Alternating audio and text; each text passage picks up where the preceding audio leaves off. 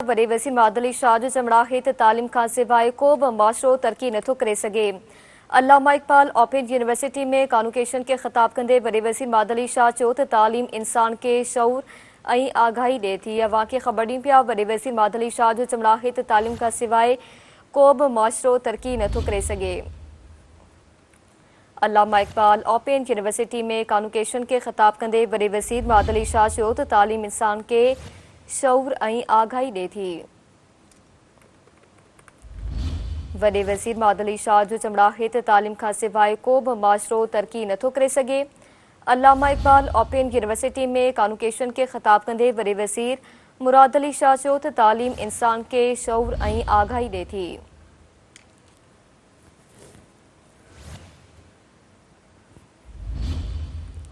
वॾे वज़ीर मुराद अली शाह जो चवणु आहे त तालीम खां सवाइ को बि मुआशिरो तरक़ी नथो करे सघे।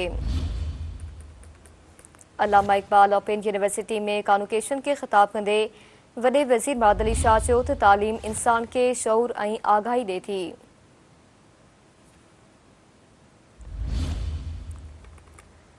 वॾे वज़ीर मुराद अली शाह जो चवणु आहे त तालीम खां सवाइ को बि मुआशिरो तरक़ी नथो करे सघे।